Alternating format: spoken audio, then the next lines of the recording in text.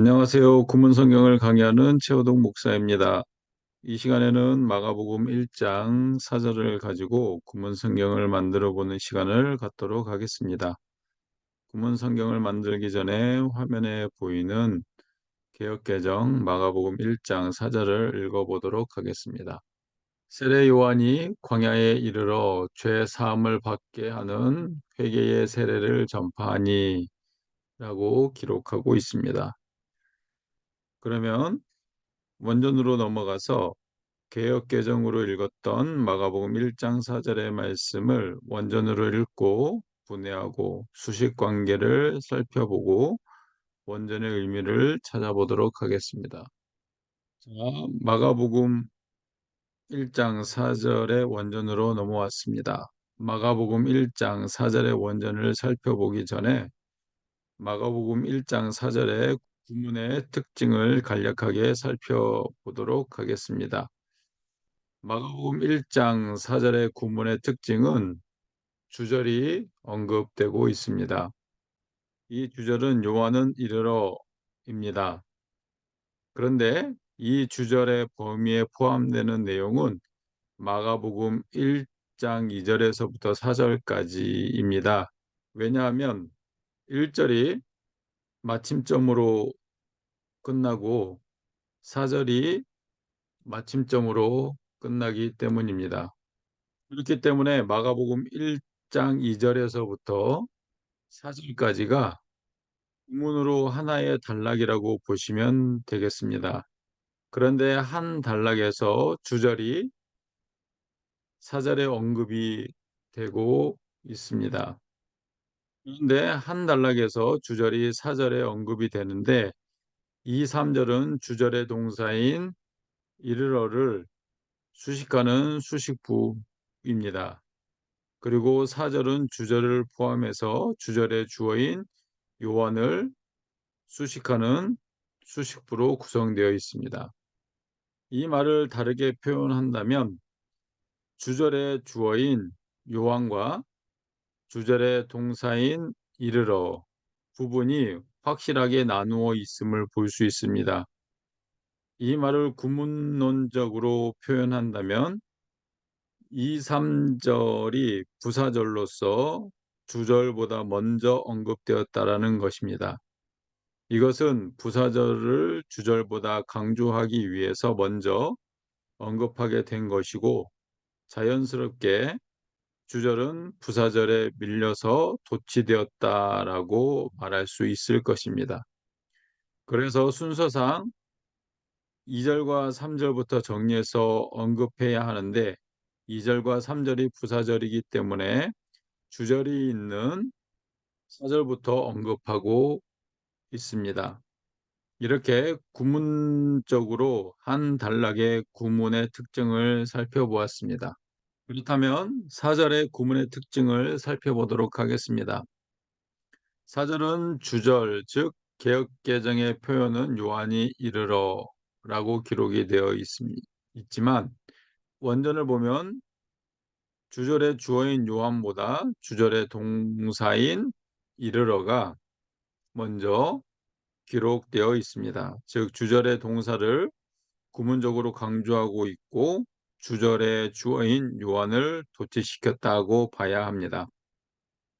그도 그럴 것이 2절에서 4절의 구문의 특징에서 언급하였듯이 2, 3절은 주절의 동사인 이르러를 수식하는 수식부이기 때문에 주절의 동사인 이르러도 역시 강조해야 했으며 당연히 주절의 주어인 요한은 자연스럽게 도치되었던 것입니다. 그래서 도치된 주절의 주어인 요한을 수식하는 수식부인 세례를 주고 그리고 전파하는 이 분사의 형용적 용법으로 구성되어 있습니다. 그래서 분사의 형용적 용법인 전파를 수식하는 목적을 나타내는 종속 문장으로 구성되어 있는 것이 마가복음 1장 4절의 구문의 특징이라고 볼 수 있습니다. 그럼 마가복음 1장 4절의 구문을 원전에 기록된 대로 살펴보도록 하겠습니다. 마가복음 1장 4절에 처음에 언급된 단어는 에게네토입니다. 에게네토의 파싱을 보니까 동사, 직설법, 과거, 중간태, 디포넌트, 3인칭 단수라고 파싱되어 있습니다. 그리고 에게네토의 의미는 일어나다 혹은 나타나다 라고 해석하시면 됩니다. 에게네토의 파싱에서 보았듯이 동사 직설법으로 주절의 동사가 되겠습니다. 참고로 알아두셨으면 좋겠는데요. 헬라어에서는 주절의 동사가 될 수 있는 동사는 직설법 동사가 있고요. 이 직설법 동사는 영어로 말하면 평서문의 일반 동사를 말하고 있습니다. 그리고 명령법 동사가 있고요. 그 다음에 희구법 동사가 있습니다. 그리고 마가복음 1장 4절에서는 주절의 동사인 이르러 나타났다가 주절의 주어인 요한보다 먼저 언급이 되고 있음을 볼 수 있습니다. 이렇게 표현한 것은 구문의 특징에서도 말씀드렸지만 2, 3절이 부사절로서 주절의 동사를 수식하는 수식부이기 때문이라고도 하였습니다. 그리고 또 하나의 특징은 주절의 동사인 나타나다를 강조하기 위해서 부사절을 먼저 주절보다 언급하였기 때문일 것입니다. 어찌됐든 중요한 것은 주절의 동사인 이르러를 강조하기 위해서 문 뒤에 위치하고 있다라는 것입니다. 그리고 2에서 4절의 주절의 동사인 에게네토 다음에 나오는 단어는 이 요한네입니다. 요한네의 파싱을 보면 명사, 주격, 남성, 단수라고 파싱되어 있습니다. 그리고 이 요한네의 의미는 요한이라고 해석하시면 되겠습니다. 그리고 요한네의 파싱에서 보여주듯이 명사, 주격으로 2에서 4절의 주어가 됩니다. 그래서 이것을 헬라어 구문에서는 주어 주격이라고 말하고 있습니다. 그래서 요한이라고 읽으시면 됩니다. 그리고 주절의 동사에서 언급하지 않았지만 주절의 동사인 에게네토의 파싱에서 3인칭 단수라고 파싱되어 있는데 헬라어 동사에서는 기본적으로 주어를 포함하고 있습니다. 그러나 문장에 따라서 동사에 포함된 주어도 독립된 주어를 언급하기도 합니다. 그래서 에게네토의 팔싱에서 언급한 3인칭 단수는 바로 독립된 주어로 언급한 요한을 말하고 있다라는 것을 알 수 있습니다. 그래서 주절의 주어와 동사를 합쳐서 읽어보면 요한이 이르렀다 혹은 요한이 나타났다라고 읽으시면 되겠습니다.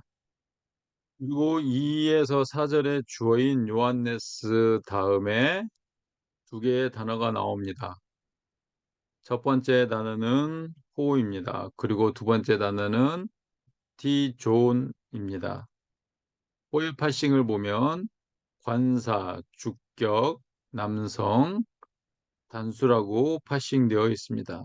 그리고 밥티존의 파싱을 보면 분사, 현재형, 능동태, 주격, 남성, 단수라고 파싱되어 있습니다. 그리고 분사인 밥티존의 의미는 세례를 베풀다 혹은 물에 반복해서 담그다 혹은 침례를 베풀다라고 해석하시면 되겠습니다. 그런데 관사호와 분사인 밥티존의 파싱에서 보면 주격, 남성 단수, 주격, 남성 단수로 성수격이 일치하기 때문에 관사 플러스 분사의 관계가 성립이 됩니다. 그렇다면 관사 플러스 분사의 형식이 나왔을 때에 일단 관사 플러스 분사와 성수격이 일치하는 명사가 있는지 혹은 없는지를 확인해 봐야 합니다. 만일에 관사 플러스 분사와 성수격이 일치하는 명사가 있다면 관사 플러스 분사의 해석은 분사의 한정적 용법 혹은 분사의 형용적 용법의 역할을 합니다. 그래서 선행명사를 수식하는 수식부의 기능을 합니다. 그러나 반면에 관사 플러스 분사와 성수격이 일치하는 명사가 없을 때에는 관사 플러스 분사가 단독으로 언급된 것이기 때문에 관사 플러스 분사는 분사의 독립적 용법으로 분사의 명사구의 역할을 합니다. 그렇다면 원전을 보면 관사호 플러스 분사인 밥티존과 성수격이 일치하는 명사가 관사호 앞에 언급이 되고 있는데 그 명사는 바로 명사 주격 남성 단수인 이원네스를 말하고 있습니다. 그러므로 관사호 플러스 분사 밥티존은 분사의 형용적 용법으로 명사인 요한네스를 수식하는 수식부가 되겠습니다. 그렇다면 세례를 베풀다라는 의미를 갖고 있는 호 밥티존의 해석은 형용사로 바꾸어서 병사를 수식해야 하기 때문에 세례를 베푸는 이라고 해석하시면 됩니다. 그래서 두 형식을 연결해서 읽어보면 세례를 베푸는 요한이라고 읽으시면 되겠습니다. 그리고 분사임 밥티존 다음에 세 개의 단어가 나옵니다. 첫 번째 단어는 n이고요. 두 번째 단어는 te입니다. 그리고 세 번째 단어는 LMO입니다. 처음에 나오는 n은 역경명사와 함께 사용되는 전치사입니다. 이때 전치사 n의 해석은 뭐뭐 안에서라고 해석하시면 되겠습니다. 그리고 전치사 n 다음에 나오는 단어인 해의 파싱을 보면 관사, 역격, 여성, 단수라고 파싱되어 있습니다. 그리고 LMO의 파싱을 보면 형용사, 역격, 여성, 단수라고 파싱되어 있습니다. 그리고 LMO의 의미는 외로운, 고독한, 버려진이라는 여러 의미로 사용되고 있기 때문에 문맥에 맞는 해석을 하시면 되겠습니다. 그런데 관사태와 형용사 LMO의 파싱에서 보았듯이 역격, 여성, 단수, 역격, 여성, 단수로 성수격이 일치하기 때문에 관사 플러스 형용사의 관계가 성립이 됩니다. 그런데 여기에서 관사 플러스 형용사 형식에서 관사 플러스 형용사와 성수격이 일치하는 명사가 있느냐 혹은 없느냐를 확인해 봐야 합니다. 만일에 관사 플러스 형용사와 성수격이 일치하는 명사가 있다고 한다면 관사 플러스 형용사가 형용사의 한정적 용법으로서 선행명사를 수식하는 수식부가 되겠습니다. 그러나 만일에 관사 플러스 형용사와 성수격이 일치하는 명사가 없다고 한다면 관사 플러스 형용사는 형용사의 한정적 용법이 아니라 형용사의 독립적 용법으로 관사 플러스 형용사 형식이 명사의 역할을 하는 것으로 보시면 되겠습니다. 분사의 형식과 형용사의 형식은 거의 동일하다고 보시면 되겠습니다. 그렇다면 관사태와 형용사 LMO의 앞과 뒤를 볼 때에 관사 플러스 형용사의 성수격과 일치하는 명사를 발견할 수 없기 때문에 관사태와 형용사 LMO의 형식은 형용사의 독립적 용법의 역할을 하는 것으로 보시면 되겠습니다. 그렇기 때문에 LMO의 의미에서 외로운, 고독한, 버려진이라는 여러 가지 해석이 나오지만 이것을 명사형으로 해석을 하게 되면 광야 혹은 사막이라고 해석하시면 되겠습니다.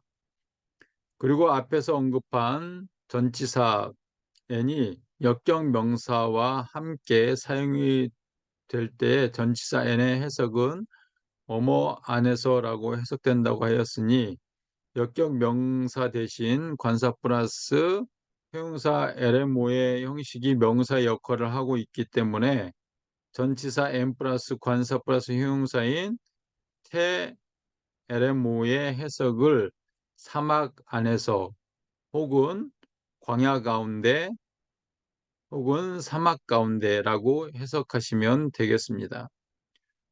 그러므로 전치사 n 플러스 관사 플러스 형용사인 태 LMO는 전치사 플러스 명사 형식으로 이것을 전명구 혹은 전치사구 혹은 부사구라고 말을 하게 됩니다.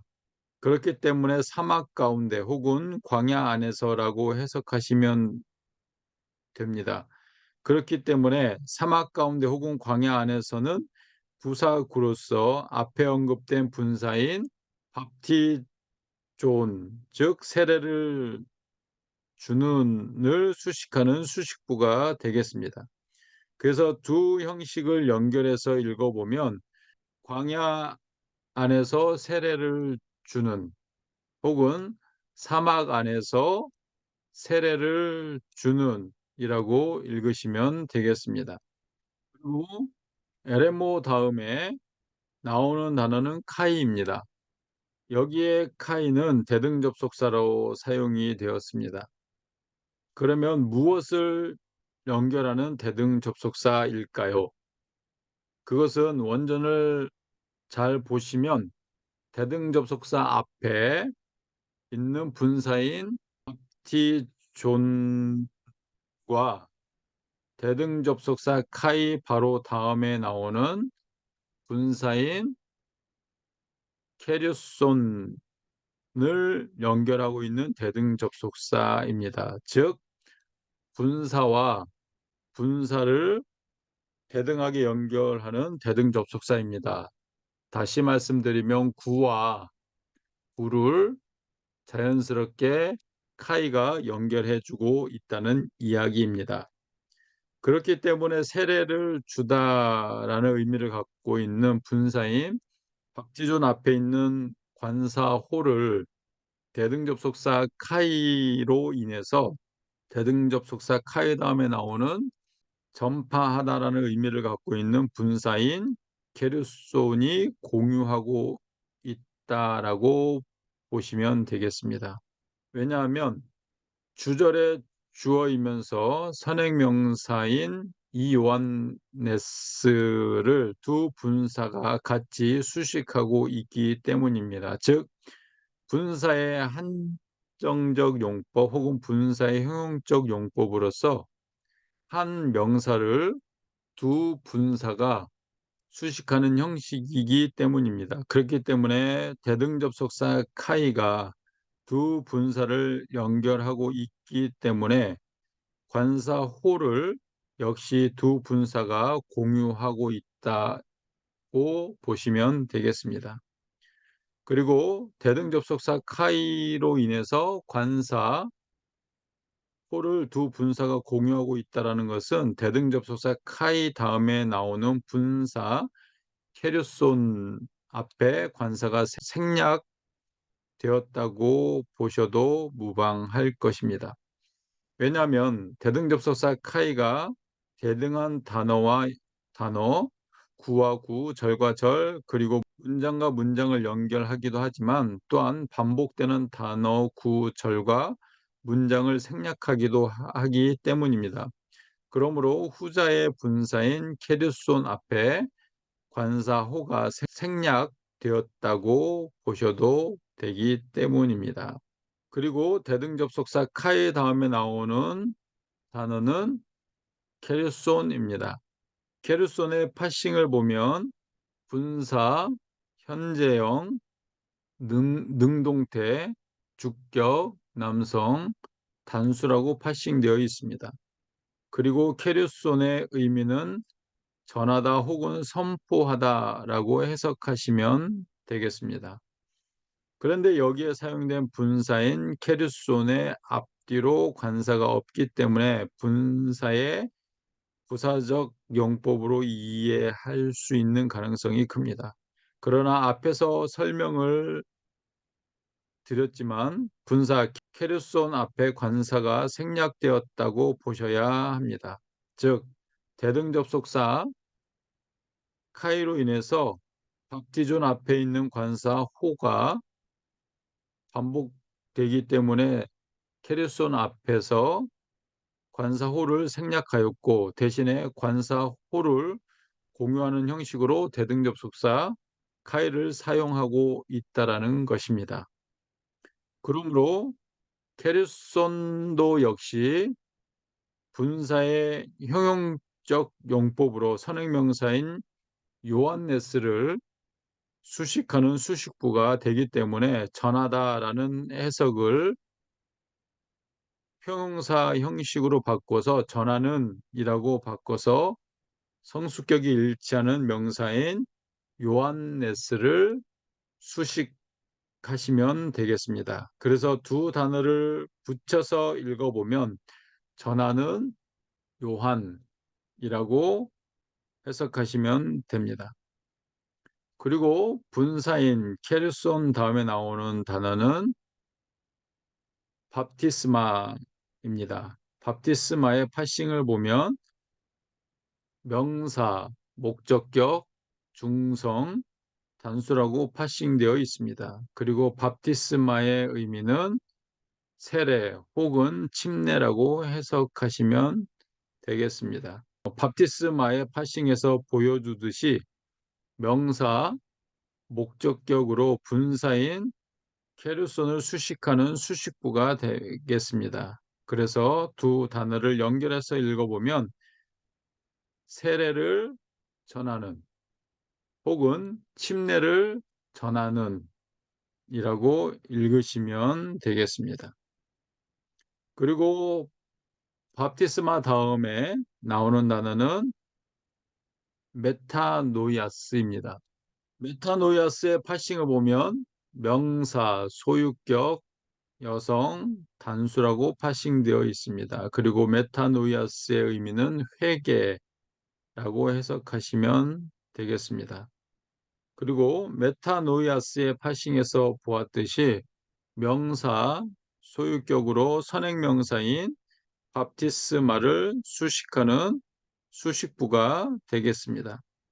그래서 두 단어를 연결해서 읽어보면 회개의 세례를 혹은 회개의 침례를 이라고 읽으시면 되겠습니다. 그리고 메타노이아스 다음에 두 개의 단어가 나오는데요. 첫 번째 단어는 에이스입니다. 그리고 두 번째 단어는 아페신입니다.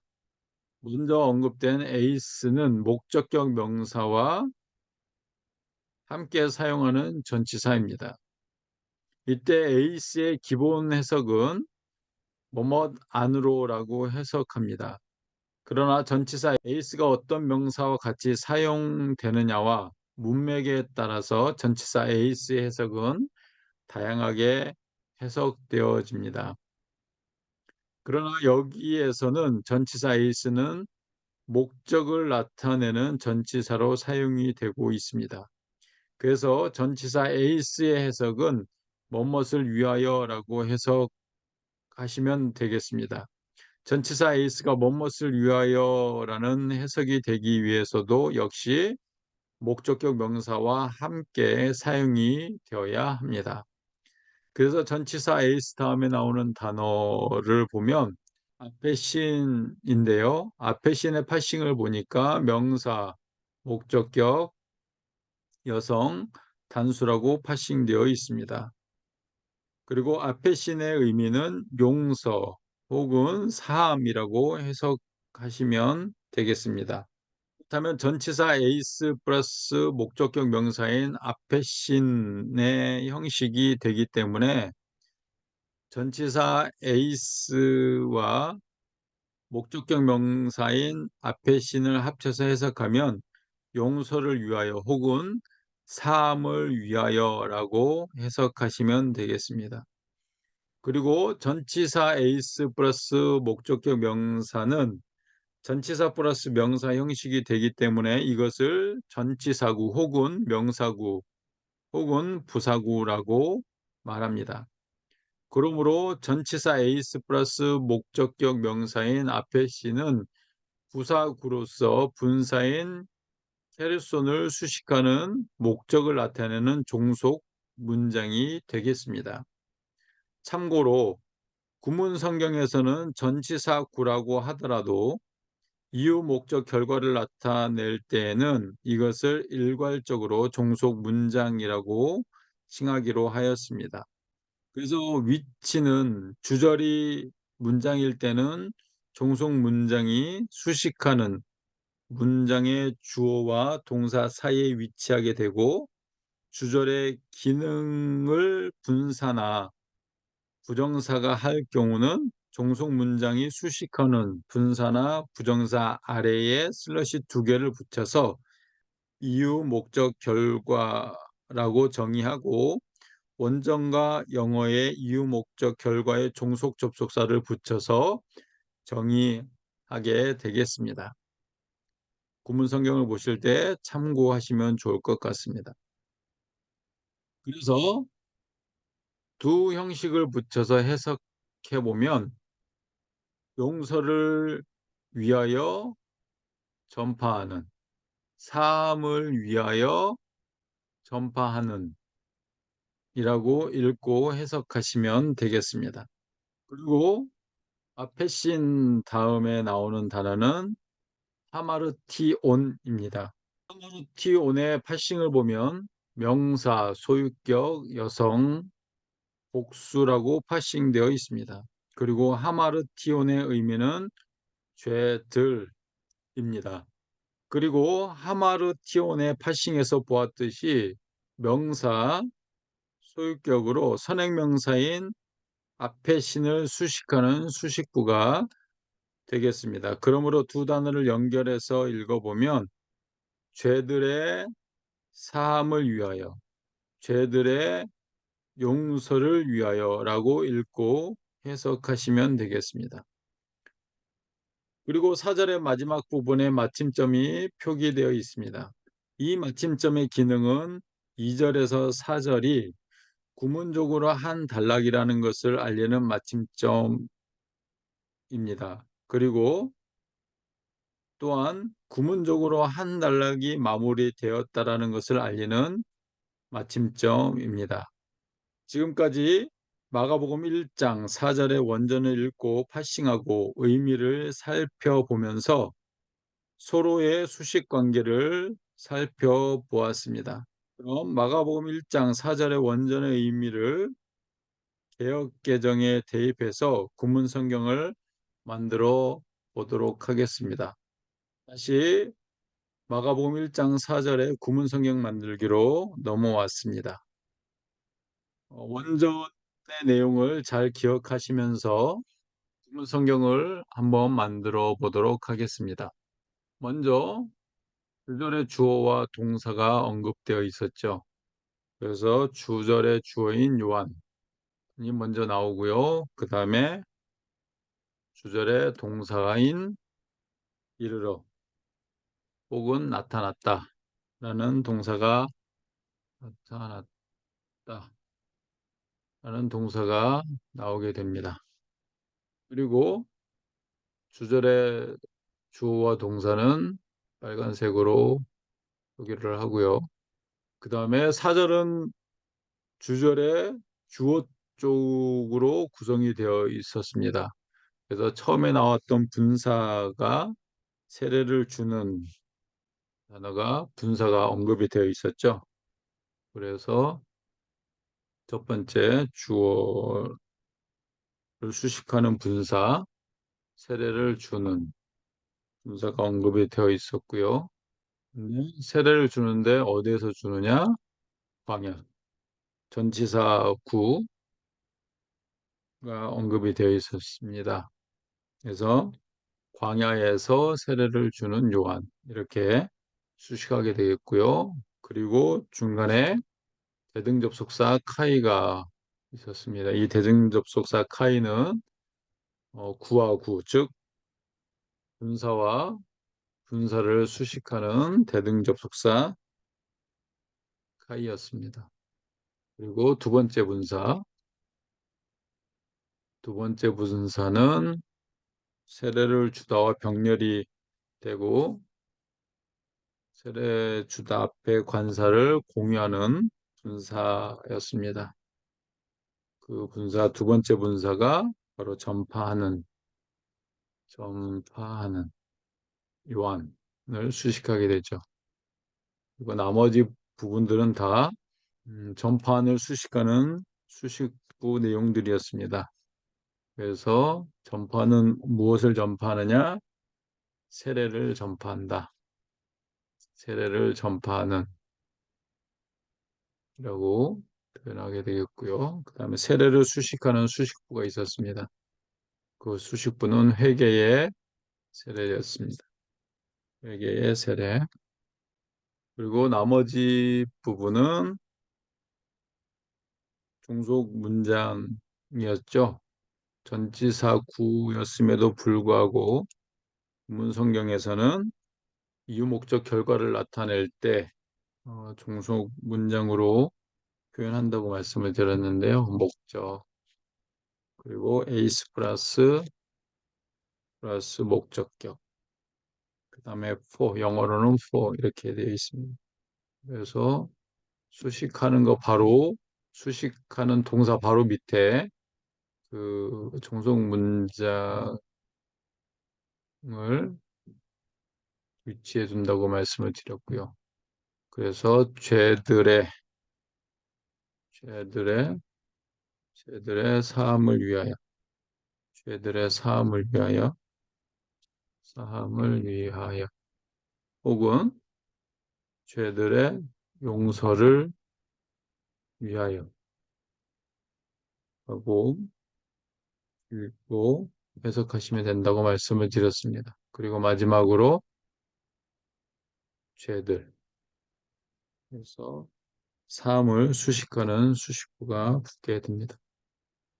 이렇게 마가복음 1장 4절에 구문 성경 만들기를 해 보았습니다. 기본적으로 성경을 볼 때 2절, 3절, 4절을 순서대로 보지만 이 마가복음은 4절이 주절 문장이기 때문에 2절, 3절보다 먼저 언급하게 되었고요. 순서상 4절을 먼저 보고 그 다음에 2절, 3절을 보시면 되겠습니다. 이렇게 마가복음 1장 4절의 구문을 만들어 보았습니다. 끝으로 만들어진 구문을 읽고 마가복음 1장 4절의 구문 성경 만들기를 마치도록 하겠습니다. 요한이 나타났다. 요한이 누구냐?